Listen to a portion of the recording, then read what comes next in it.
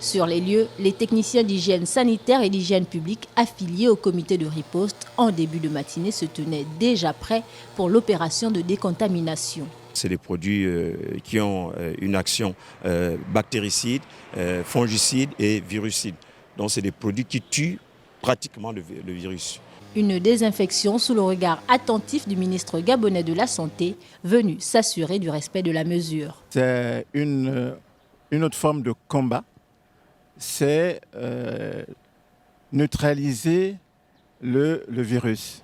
Nous savons que le virus est là et nous devons tout faire pour le neutraliser. Comme la polyclinique El Rafa ce samedi, cette opération de décontamination sera effectuée sur l'ensemble des centres hospitaliers du pays. Dans un premier temps, ce sont les structures hospitalières et secondairement, nous allons nous occuper de l'environnement, donc les rues et les grandes surfaces, les endroits où il y a un bassin humain important. La polyclinique El Rafa a été fermée au lendemain de l'admission en son sein d'un patient atteint de coronavirus, mais décédé vendredi à cause des maladies sous-jacentes. Pour le directeur de cette structure sanitaire, cette opération devrait ramener la confiance de ces services auprès des populations au moment de la reprise. Il y a des urgences qui se présentent. Et quand il y a des urgences, il faut qu'une structure hospitalière normalement constituée puisse être ouverte pour pouvoir recevoir et assurer une prise en charge efficace. Le Gabon, qui ne cesse d'appeler les populations au strict respect des mesures barrières initiées par son gouvernement,